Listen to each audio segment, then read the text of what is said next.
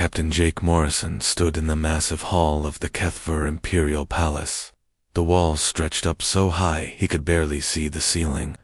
Golden pillars thick as tree trunks held up the enormous space. Everything was built to make visitors feel small and weak. Jake was not impressed. He had seen bigger things on Earth. The HFY Emperor sat on a throne made of black stone. Emperor Vashtar was 9 feet tall, with gray skin and 4 arms. His red eyes glowed as he stared down at the human captain. Around him stood his generals and advisors, all looking at Jake like he was some kind of bug. "So," the Emperor said in a voice like grinding metal, "the little humans have sent another messenger. What do you want this time?" Jake stepped forward. His blue uniform looked simple next to all the fancy gold and jewels the aliens wore. But he stood straight and tall. "I bring a message from Earth's government, Your Majesty. We ask that you reconsider your demands." Supreme Commander Zethkar, the Emperor's top general, laughed. It sounded like rocks falling. "Reconsider? You dare tell the mighty HFY Empire to reconsider?" "We do," Jake said calmly. "Our colonies are peaceful. Our people work hard and bother no one. We ask that you leave us alone." The Emperor leaned forward. "Your colonies sit on worlds we want. Your people live on planets that should belong to us. We have been patient long enough. Submit to our rule, or we will take what we want by force." Jake had heard this before. For 6 months, he and Ambassador Lisa Carter had been coming to this palace. Every time they asked for peace. Every time, the HFY demanded more. "Your Majesty," Jake said, "I must warn you again. Earth does not want war. But if you force us to fight, you will not like what happens." General Zethkar stepped forward, his forearms spread wide. "You threaten us? You small, weak humans threaten the empire that rules 200 star systems?" "It is not a threat," Jake replied. "It is a warning. There is a difference." The Emperor's advisor, a thin alien with silver skin, whispered something in the Emperor's ear. The Emperor nodded and looked back at Jake. "Our scientists have studied your species," the Emperor said. "We know all about you. You are weak. You have no real weapons. Your ships are slow and old. Your armies are tiny. We could crush you like insects." Jake felt his jaw tighten. He had to stay calm. "Your Majesty, with respect, your scientists are wrong. They have not seen everything about us." "We have seen enough," Zethkar growled. "Your entire colonial defense force has only 50,000 soldiers. 50,000.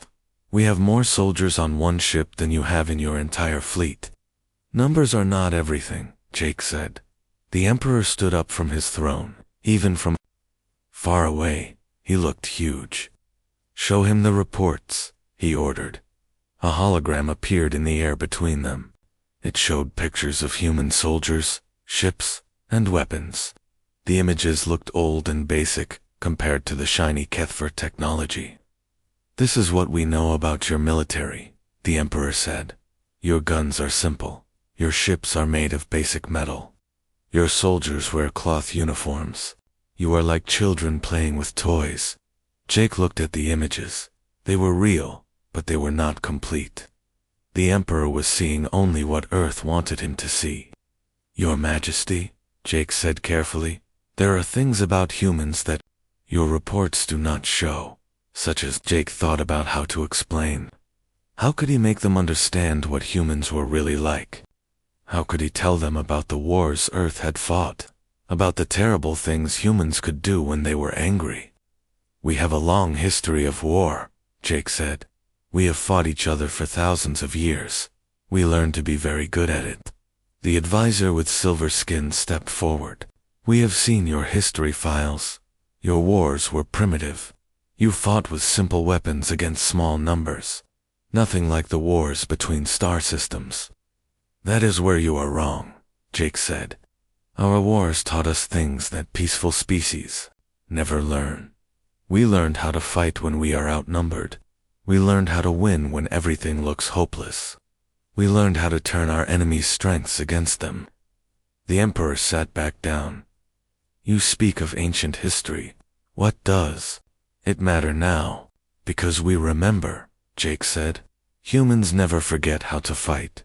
We may choose not to fight, but we never forget how. General Zethkar waved his arms. Enough of this nonsense. Your species is weak. You have been part of the Galactic Council for 50 years, and in all that time, you have never fought anyone. You always talk about peace and cooperation. You are soft. Jake smiled, but it was not a happy smile. We talk about peace because we know the cost of war. We cooperate because we know what happens when we do not. But just because we choose peace does not mean we are soft. The Emperor studied Jake for a long moment. You really believe you could fight us? I believe you do not want to find out, Jake said. The throne room fell silent. The Emperor's advisors whispered among themselves. Finally, the Emperor spoke. We have been patient with you humans. We have listened to your words. But words are not enough. We want your colony worlds. We want your people to serve us. Submit now, or we will take what we want. Jake bowed slightly. Then I have failed in my mission. I came here to prevent a war. I hoped you would listen to reason. The only reason we understand is strength, Zethkar said, and you have no strength to speak of. Jake looked around the room one last time, at the golden walls, the massive pillars, the alien faces staring at him with contempt. He had tried to warn them. Earth had sent diplomat after diplomat, trying to make them understand, but the Kethver would not listen. I will take your message back to Earth, Jake said, but I will also take one final warning. We have tried to be your friends. We have tried to find peace, but if you attack us, if you harm our people, you will learn why humans spent 300 years learning to control ourselves. The Emperor laughed. And what will we learn? Jake looked directly into the Emperor's glowing red eyes. You will learn that the most dangerous thing in the galaxy is not the species that loves war. It is the species that hates war, but is very, very good at it. With that, Jake turned and walked out of the throne room. His footsteps echoed in the vast space. Behind him, he could hear the aliens laughing and talking among themselves. They thought he was just another scared human making empty threats. They would learn how wrong they were. 3 days later, Jake stood in the command center of Earth's orbital station. Ambassador Lisa Carter was there, along with Admiral Kyle Bennett and other Earth leaders. They all looked tired. They had spent months trying to avoid this moment. They rejected our final offer, Lisa said. Emperor Vashtar himself told me that humans are too weak to matter. He said we should be grateful that they are only taking our colonies and not enslaving our entire species. Admiral Bennett shook his head. I hoped it would not come to this. Jake looked out the window at the stars. Somewhere out there, the Kethver Empire was preparing for war. They thought they were about to crush a weak, peaceful species. They had no idea what they were really facing. How long do we have? Jake asked. Intelligence says their invasion fleet will reach our outer colonies in 2 weeks, Bennett replied. 500 ships. The largest invasion force in galactic history, and they still think we only have 50,000 soldiers, Lisa said bitterly. Jake smiled grimly. Let them think that. Let them come. We tried to warn them. We gave them every chance to avoid this. Now they will learn what happens when you ignore human warnings. The war was coming, and the Kethver Empire had no idea what they had just brought upon themselves. The first Kethver ships appeared at the edge of the Titan system, like dark shadows against the stars. General Pete Walsh watched them on his command screen from the defense station orbiting Earth's moon. 500 enemy ships, just like intelligence, had said. The largest invasion force anyone had ever seen. Sir, said Commander Lisa Park, his intelligence officer, they are sending a message. Let me hear it, Walsh said. The voice that came through the speakers was cold and mechanical. Humans, of the Titan system.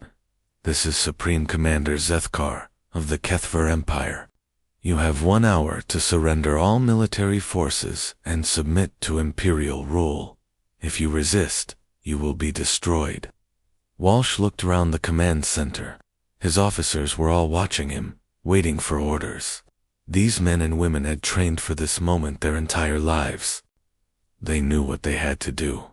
Open a channel, Walsh ordered. Channel open, sir. Walsh leaned forward. Supreme Commander Zethkar, this is General Pete Walsh of Earth Defense Command. We reject your demands. If you want our worlds, you will have to take them. The response came quickly. Then you have chosen death, human.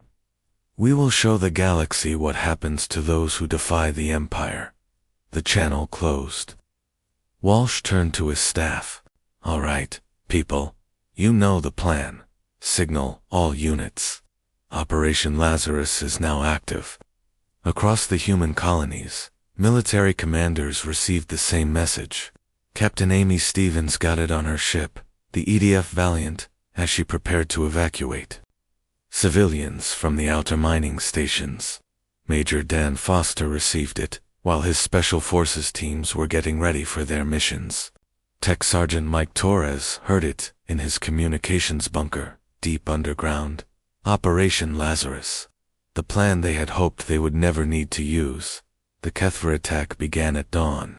Their ships moved in perfect formation, just like they had in 100 other conquests. They expected the humans to fight back with everything they had. They expected desperate last stands and heroic sacrifices. Instead, they found almost nothing. The first human colony they attacked was on Ceres Station. The Kethver sent 50 ships to destroy what they thought would be a major military base. When they arrived, they found only a few old cargo ships and some mining equipment. The humans had abandoned the station. Where are they? General Zeth demanded from his flagship. Where are the human defenders? His sensor officer checked the readings again. Sir, we detect only minimal life signs. A few hundred humans at most. No military forces. This makes no sense, Zethkar growled. Intelligence said this was a major base. The same thing happened at colony after colony. The Kethver would arrive expecting a fight, and find only empty stations and abandoned settlements. A few humans would run away in old ships, but there were no armies, no weapons, no defenses. Captain Stevens was one of those humans running away. Her ship, the Valiant, was loaded with refugees from the outer colonies. To the Kethver, she looked like just another frightened human trying to escape. Kethver ships are following us, her pilot reported. Let them follow, Stevens said calmly. Stay on course. Make it look like we are scared. The Kethver ships could have destroyed the Valiant easily, but they did not. They were more interested in capturing humans to question them. Stevens lead them on a chase through 3 systems, always staying just ahead of their weapons. What the Kethver did not know was that the Valiant was not really running away. Every system it passed through, every route it took, was being carefully recorded. Stevens was mapping their patrol patterns, their ship formations, their communication frequencies. Major Foster's teams were doing the same thing. His special forces soldiers were hiding on asteroids and abandoned stations throughout the outer colonies. They watched the Kethver ships and listened to their radio signals.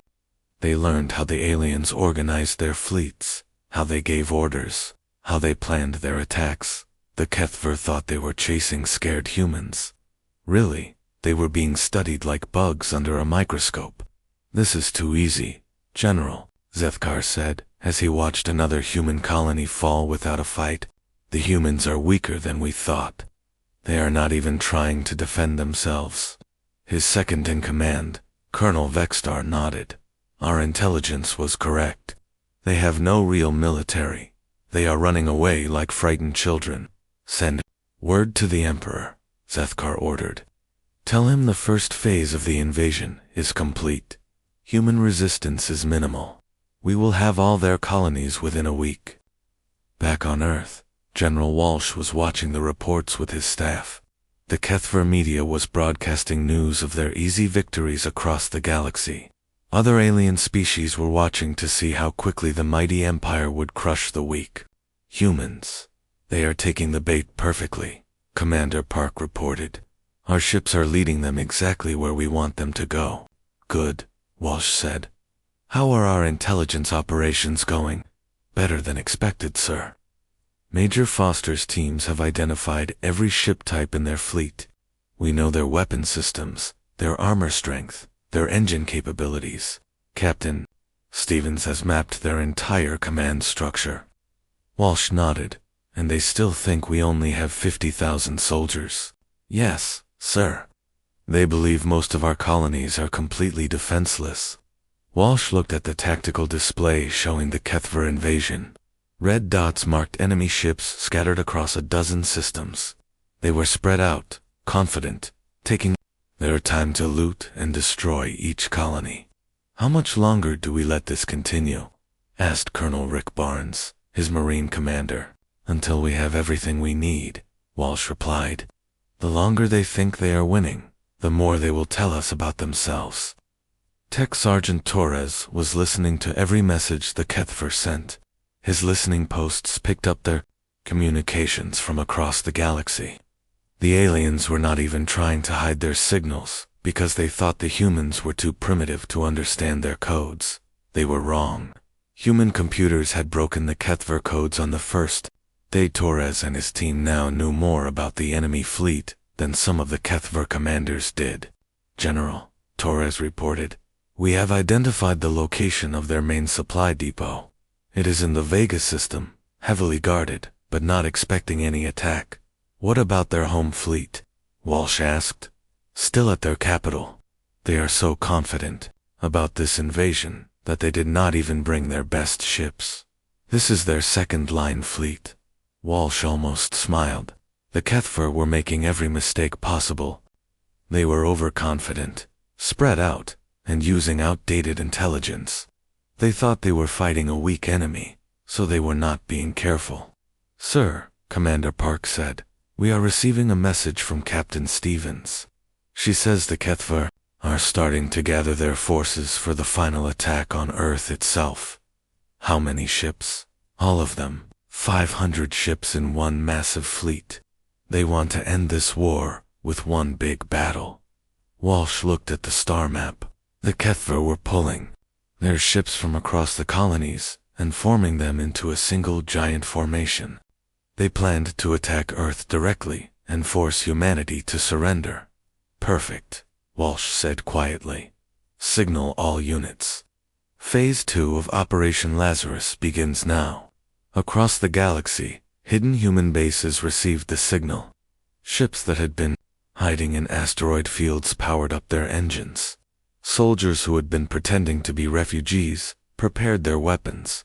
Space stations that looked abandoned suddenly came to life. The Kethver had spent 2 weeks thinking they were conquering weak human colonies. What they had really been doing was walking into the largest trap in military history. Admiral Kyle Bennett stood in the command center of Earth's hidden lunar base. Through the massive windows, he could see the Kethver invasion fleet approaching. 500 ships in perfect formation, confident in their victory. Sir, his tactical officer reported, enemy fleet will be in weapons range in 30 minutes. Good, Bennett said. Signaled the fleet. Tell them it is time to show the galaxy what humans are really capable of. The Kethver came expecting to find a few desperate defense ships and maybe some orbital weapons. Instead, they were about to discover that humans had been preparing for this war for 70 years, and they had been preparing very well. Sir, the tactical officer said, Admiral Blake is requesting permission to begin the operation. Bennett looked out at the approaching enemy fleet one more time. For weeks, the galaxy had been watching the Kethver crush the weak humans. Now they would see what happened when humans stopped pretending to be weak. Tell Admiral Blake she is cleared. To begin, Bennett said, and signal all units. Operation Lazarus Phase 3 is now active. The real war was about to begin. Admiral Sarah Blake stood on the bridge of the EDS Retribution, watching the Kethver fleet approach Earth. The enemy ships looked impressive in their perfect formation. 500 vessels ready to destroy what they thought was a helpless world. They had no idea what was waiting for them. "Admiral," said Captain Jim Rodriguez, "all human ships are in position. We have been hidden for 70 years. Are you ready to show them what we built?" Blake nodded. "Signal all units. Operation Lazarus Phase 3 begins now. It is time to wake up." Across the solar system, things that had looked like asteroids and dead space rocks suddenly came to life. Massive battle stations that had been hidden for decades powered up their weapons. Ships that had been built in secret emerged from hidden bases inside planets and moons. The Kethver had thought Earth's total military was 50,000 soldiers and a few dozen old ships. They were about to discover that humanity had been building the largest war machine in galactic history. "Sir," shouted the sensor officer on General Zethkar's flagship, "I am detecting massive energy signatures throughout the system. Something is wrong." Zethkar looked at his screens. Where moments before there had been empty space, now there were hundreds of new contacts. Ships, stations, weapons platforms, all appearing as if by magic. "What is this?" he demanded. "Where did they come from?" His intelligence officer was frantically checking the readings. "Sir, I count over 2,000 human ships. That is impossible. Our intelligence," said they, "only had 50 vessels total." "Your intelligence was wrong," came a voice over the communication channel. It was Admiral Blake, speaking from the Retribution.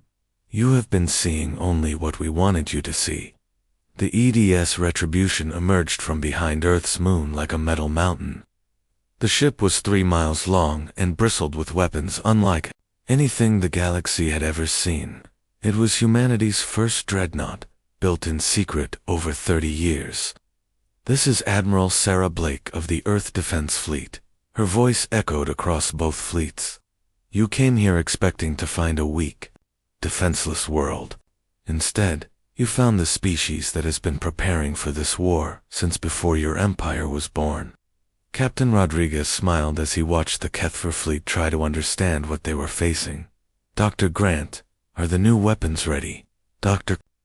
Helen Grant, the Chief of Weapons Development, nodded from her station.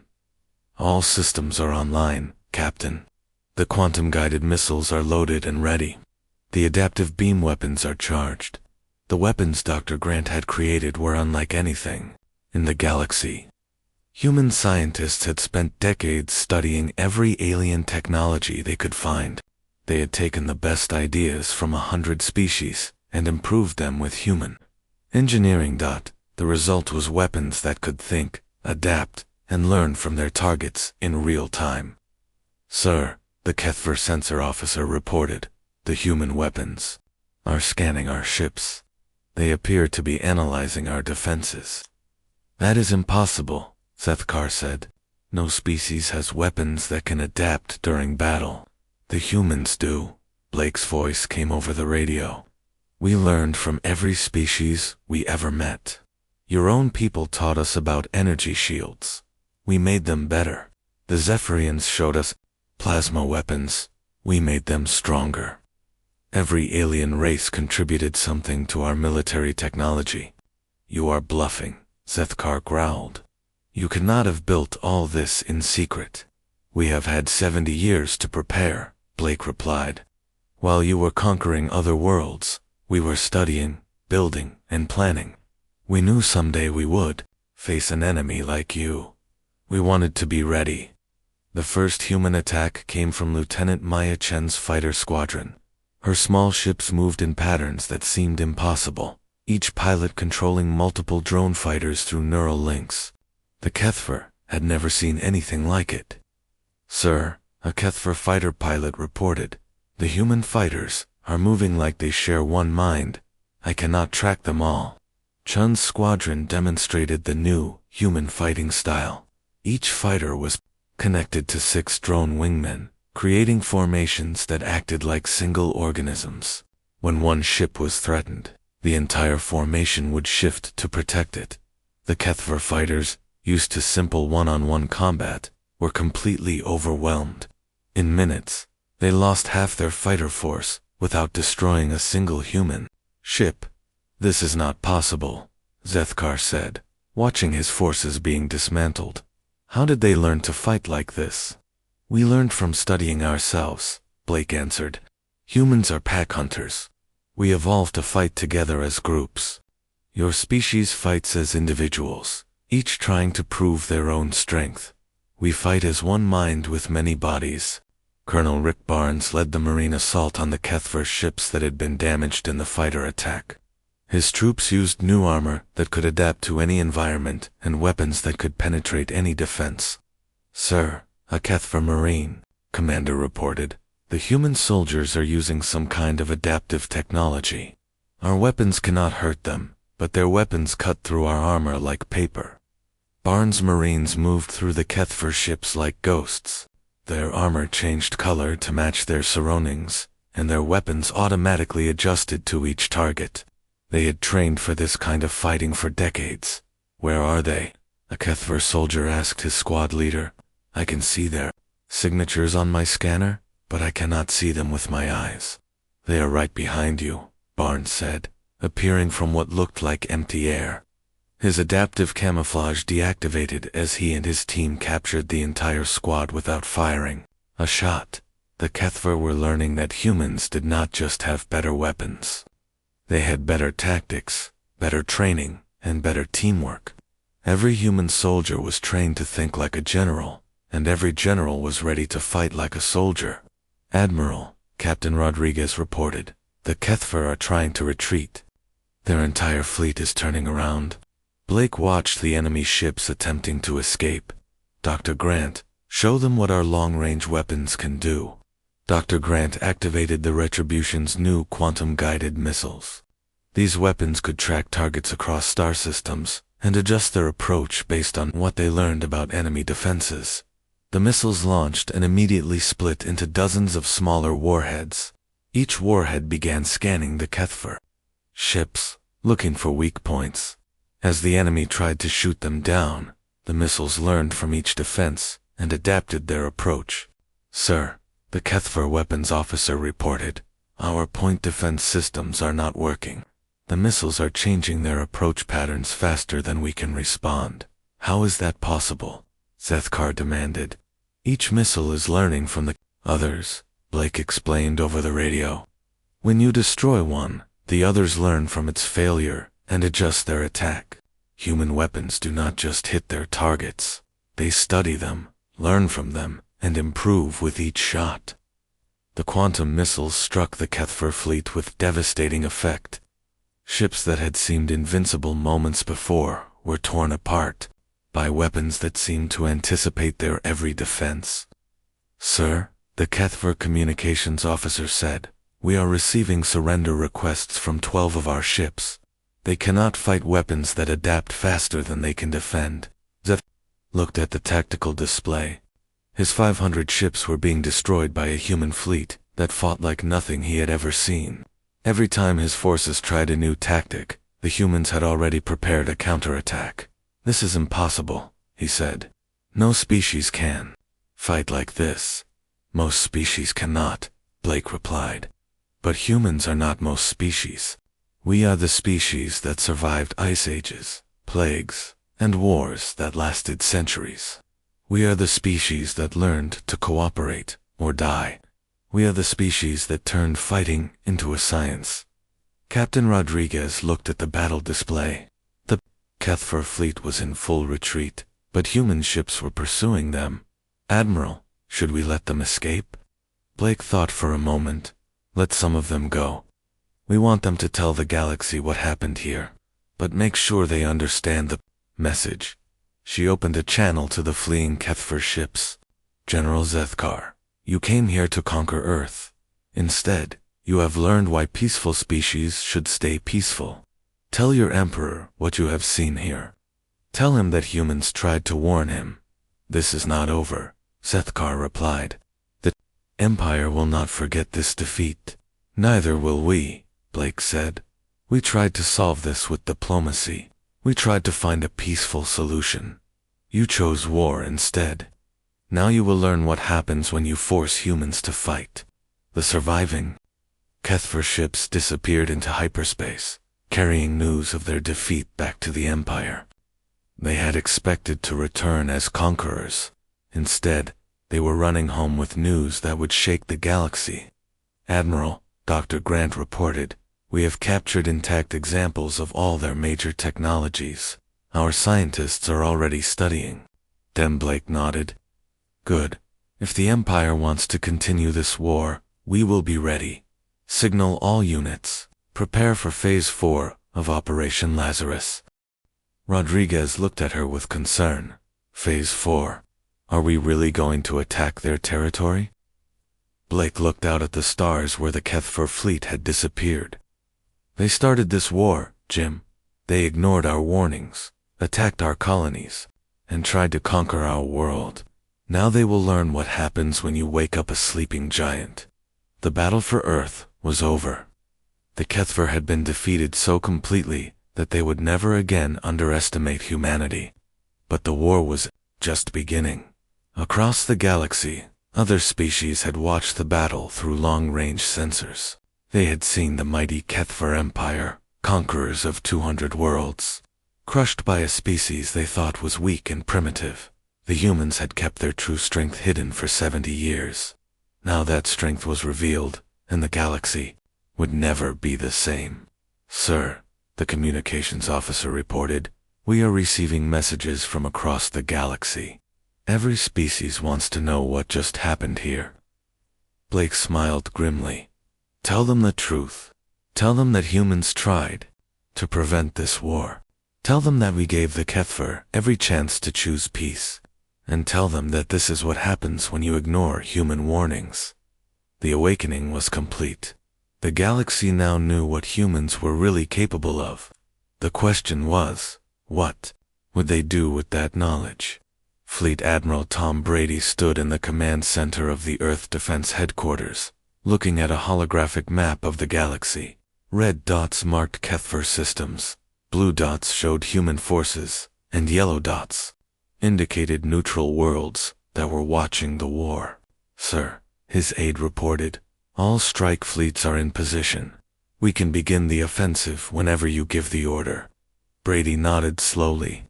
The HFY had retreated to their home territory after their defeat at Earth, but they were not surrendering. Instead, they were gathering their remaining forces for another attack. Intelligence reports showed they were building new ships and calling in allies from across their empire. "They still do not understand," Brady said quietly. "They think this was just one battle. They think they can try again." Captain Jane Murphy, leader of the Special Warfare Operations, stepped forward. "Sir, we have completed our intelligence gathering. We know the location of every major HFY base, every weapons factory, every command center. We can strike them all at once." "How many systems?" Brady asked. 17 primary targets," Murphy replied. "Each strike will be tailored to exploit the specific weaknesses we found during their invasion of Earth. No two attacks will be the same." Brady looked at the map again. The HFY Empire stretched across 200 star systems, but only 17 of those systems were critical to their military power. If those 17 fell, the rest of the Empire would collapse. "Major Susan Davis," Brady called to his psychological warfare specialist, "what is the enemy morale like?" Davis consulted her reports, confused and frightened. "Sir, the survivors of the Earth battle are telling stories that sound impossible. Many HFY commanders do not believe that humans could have hidden such a large fleet. They think the reports are exaggerated." "Good," Brady said. "Let them stay confused. Commander Thompson, are your deep strike teams ready?" Commander Alex Thompson, the deep strike specialist, nodded. "Yes, sir. We have stealth ships positioned in every target system. We have been studying their communication networks for months. When we attack, we can turn their own systems against them." Brady had spent his entire career preparing for this moment. Humanity had been building toward this war for 70 years, and now all that preparation was about to pay off. "Gentlemen, ladies," he said to his staff, "the Kethver Empire has ruled this part of the galaxy for 800 years. They have conquered species, destroyed worlds, and enslaved entire civilizations. They think they are unstoppable." He paused, looking at each of his officers. "Today, we are going to teach them that they are wrong." The first attack came at the Kethver Military Academy on Vex Prime. General Paul Martinez led the assault with his planetary invasion force. The Kethver had fortified the world with their best defenses, expecting humans to attack it like any other species would. They were wrong. "Sir," a Kethver defender reported, "the human ships are not attacking our orbital defenses. They are just sitting there." General Krathver, the defender of Vex Prime, looked at his screens in confusion. The human fleet had arrived and taken position around his world, but they were not shooting at anything. They were just waiting. "What are they doing?" he demanded. His answer came from Commander Thompson's deep strike team. While the Keth were watching the human fleet, Thompson's stealth ships had infiltrated their communication network. Human computer viruses were now spreading through every Kethver system on the planet. "Sir," the communications officer reported, "our computers are malfunctioning. We are receiving false orders from command. Some of our defense systems are turning off by themselves." "That is impossible," Krathver said. "Our computers are protected by the best security in the galaxy." "Human security is better," Thompson's voice came over the radio. "We have been studying your computer systems for months. We know every weakness, every vulnerability. Your own computers are now working for us." The Kethver defense grid began shooting at its own ships. Communication systems sent false orders that confused the defenders. Weapon systems shut down just as human forces began their attack. "Sir," a panicked Kethver officer reported, "our orbital weapons are targeting our own ships. The defense computers think we are the enemy." General Martinez's troops landed on Vex Prime without facing any organized resistance. The Kethver defenders were too busy fighting their own malfunctioning equipment to oppose the human invasion. "This is impossible," Krathver said as human soldiers surrounded his command center. "How did you turn our own systems against us?" "We learned from every species we ever met," Martinez replied, "including the ones your empire conquered. The Z taught us about computer viruses. The Altarians showed us how to hack communication systems. We took the best ideas from 100 species and made them better. The same pattern repeated across 17 star systems. Each attack was perfectly designed to exploit the specific weaknesses the humans had discovered." At the Kethver Naval Shipyard at Rigel Station, Captain Murphy's stealth ships appeared inside the construction bays. The Kethver had thought their shipyard was safe because it was deep inside their territory. They never expected human ships to appear right in the middle of their most secure facility. "Sir," the shipyard commander reported, "human ships are appearing inside our construction bays. They are not attacking. They are just sitting there." "What are they waiting for?" asked Admiral Vorthkar, the shipyard's military commander. The answer came when the human ships began broadcasting a signal that reached every Kethver ship in the system. It was not a weapon or a virus. It was a message that played on every screen, every communication device, every computer display in the entire system. "People of the Kethver Empire," the message began, "you have been told that your military is invincible. You have been told that your empire cannot be defeated. You have been told that other species are weak and primitive." The voice belonged to Major Davis, speaking from her psychological warfare center. "Today, you will learn that your leaders have been lying to you. Today, you will see what happens when you attack a species that has been preparing for war longer than your empire has existed." The message continued, showing footage of the battle at Earth. Kethver ships being destroyed by human weapons. Kethver fighters being overwhelmed by human tactics. Kethver soldiers surrendering to human forces. "This is propaganda," Admiral Vorthkar said, but his voice was uncertain. The humans are trying to frighten us. Sir, his aide whispered, the footage matches the reports we received from the survivors. This really happened. The psychological warfare attack was devastating.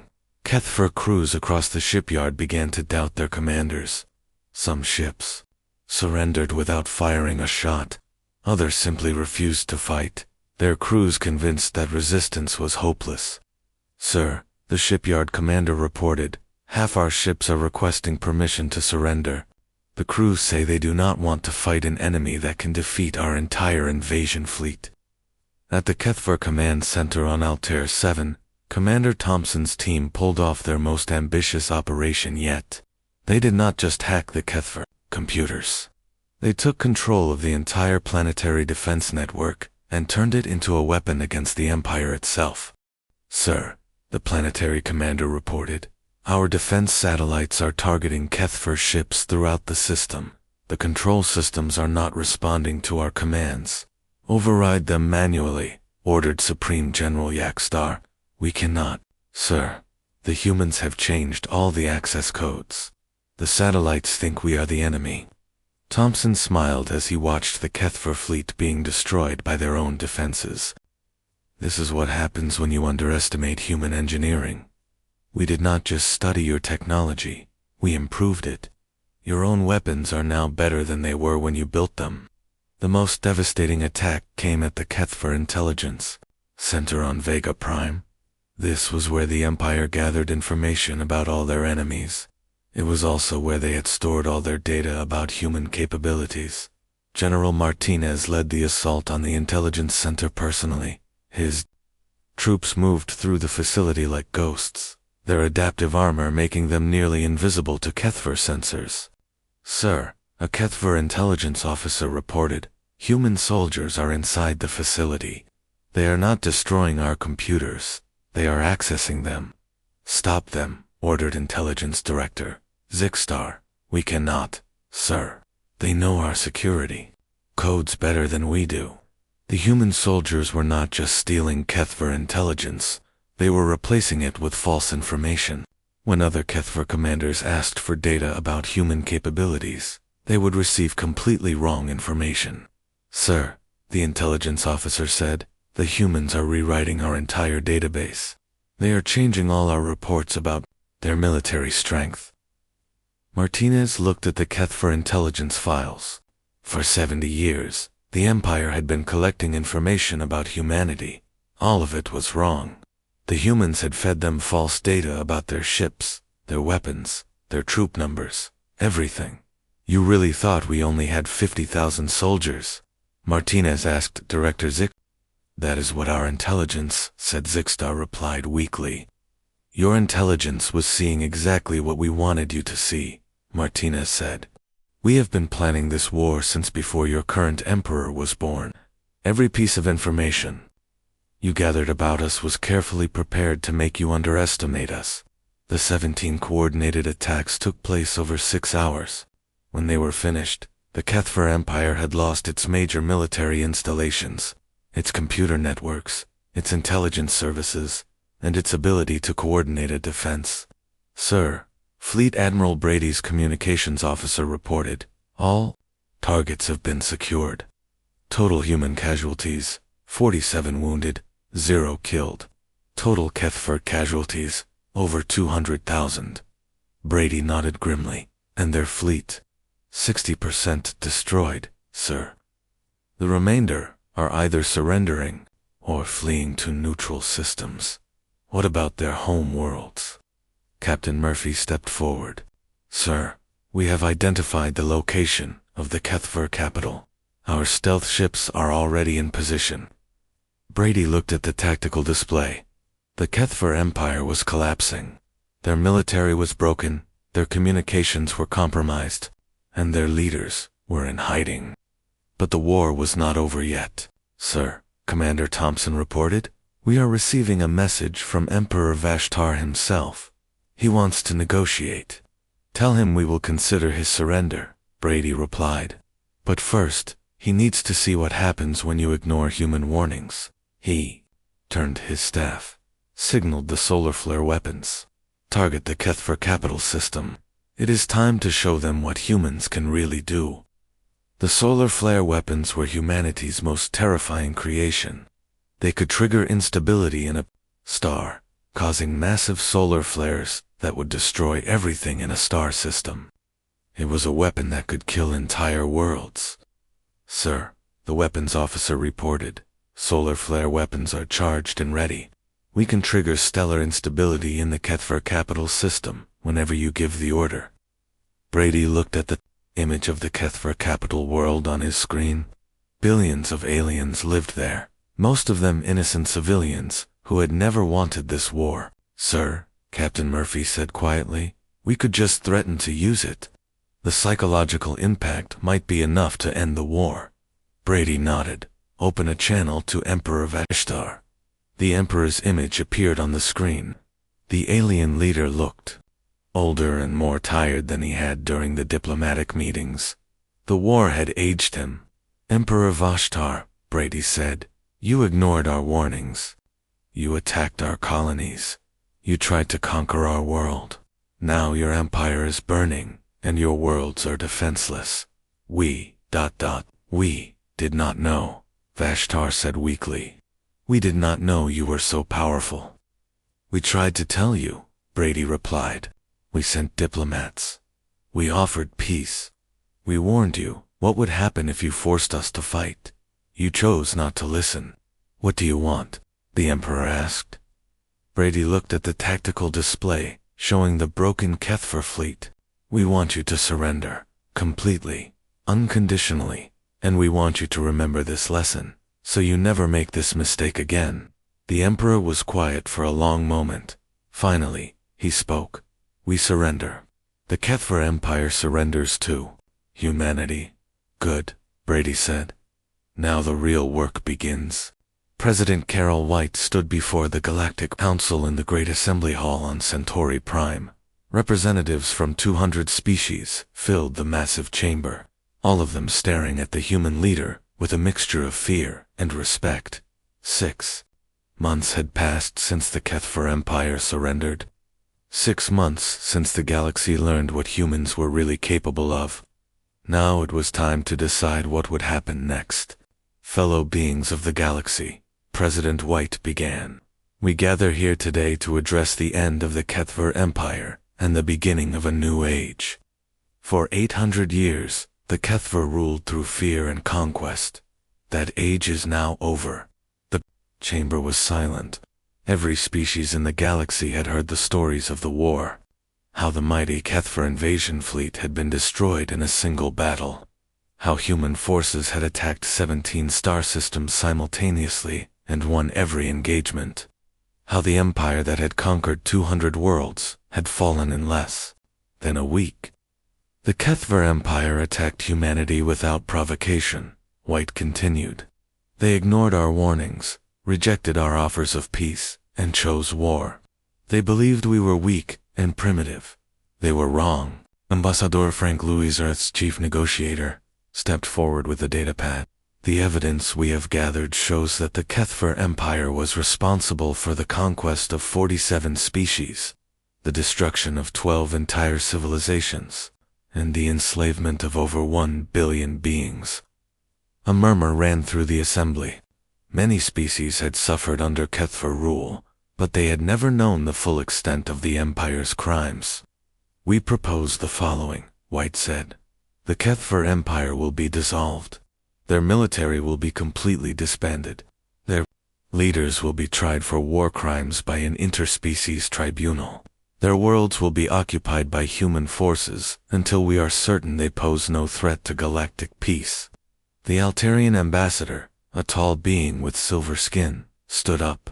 With respect, President White, your proposal makes humanity the dominant power in this part of the galaxy. How do we know you will not become the next empire? White looked at the Altarian calmly. Because we do not want to be an empire. We never wanted to fight this war. We tried everything possible to avoid it. We only fought because we were forced to defend ourselves. But you won so easily, the Centaurian representative said. You defeated the Kethver so completely that it seems impossible. How do we know? You were not planning this conquest all along? Admiral Steve Johnson, who had led the final assault on the Cathar capital, stood up. Because we have been preparing for this exact question for 70 years. We knew that if we ever had to reveal our true military strength, other species would fear us. We have been planning for this moment since we first joined the Galactic Council. White nodded. Every diplomatic mission we sent, every cultural exchange, every scientific collaboration, they all had two purposes. We wanted to learn about other species and share our knowledge, but we also wanted to understand what kind of enemies we might face. The Zephyrian ambassador, a floating being of pure energy, spoke in a voice like wind chimes. You studied us. You learned our weaknesses. You prepared to fight us all.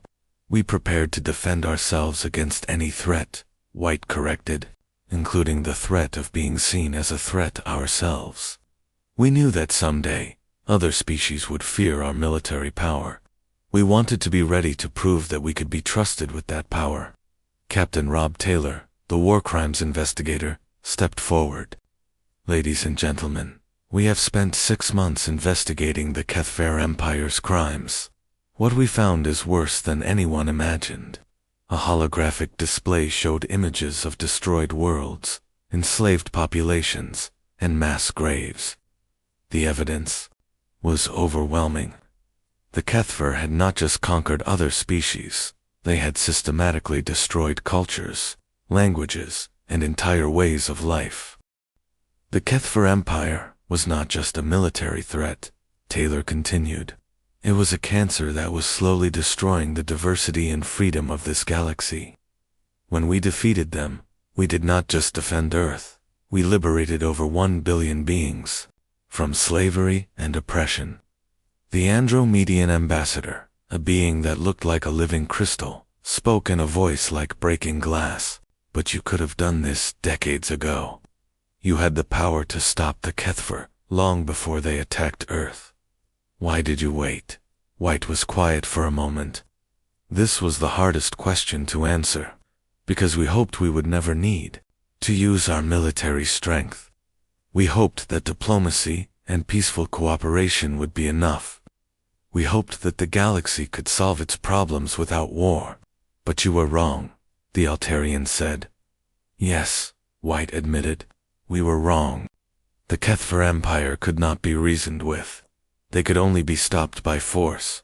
And when they forced us to fight, we made sure we won completely and decisively. General Linda Alice, who commanded the occupation forces, reported on the situation in former Kethver territory.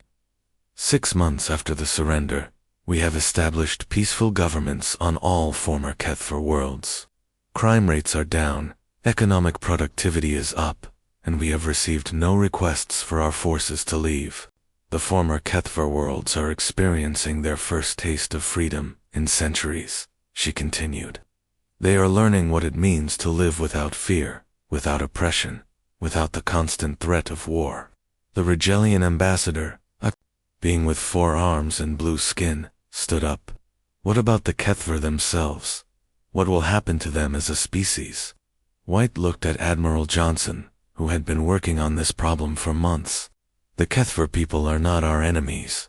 Their leaders and military forces chose war, but the common people of the Empire were as much victims as anyone else. They will be given the chance to build a new society based on peace and cooperation. We are working with moderate Kethver leaders to establish a new government, Johnson added. A government that will be democratic, peaceful, and committed to never again threatening other species. The vegan ambassador, a small being with large eyes, asked the question that was on everyone's mind. What happens now? You have the most powerful military in the galaxy. You could conquer us all if you wanted to. What are your intentions? White stood up and looked around the chamber. Every eye was on her. The future of the galaxy depended on what she said next. Our intention is to go home, she said simply. We never wanted to be galactic peacekeepers. We never wanted to rule other species. We just wanted to be left alone to live our lives in peace. but you cannot ignore your responsibilities, the Centaurian representative said. You have the power to prevent wars, to stop oppression, to protect the weak. Do you not have a duty to use that power? White sighed. Yes, we do, and that is the burden we must now carry. We tried to avoid this responsibility for 70 years.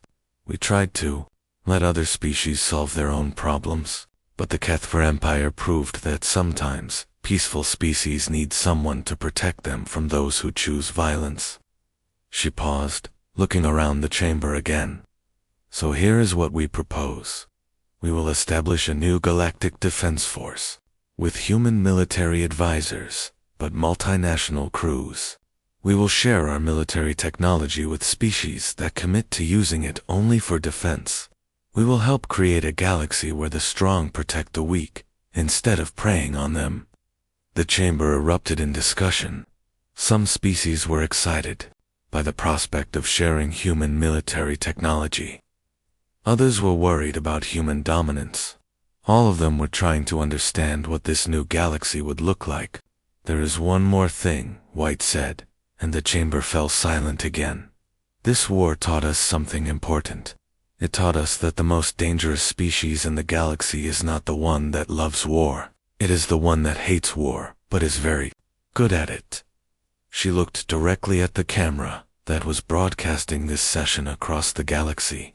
We have spent 3 centuries learning to control our violent impulses.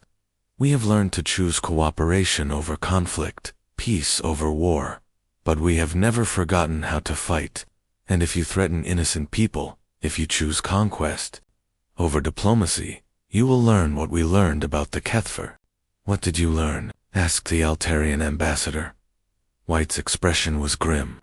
We learned that sometimes the only way to preserve peace is to make war so terrible that no one wants to fight it. We learned that sometimes you have to be strong enough to destroy your enemies completely in order to convince them to become your friends. She looked around the chamber one final time. The HFY Empire ignored our warnings. They chose war over peace. They thought we were weak and primitive. Now their worlds are free. Their people are learning to live in peace, and their former enemies are working together to build a better galaxy. That is the lesson of this war, she concluded. Listen to warnings from peaceful species. They are peaceful for a reason, and if you ignore those warnings, you might learn what happens when peaceful species decide they have had enough. The vote was unanimous. The Galactic Council approved the new defense arrangements, the occupation of former HFY territory, and the establishment of the Interspecies Tribunal.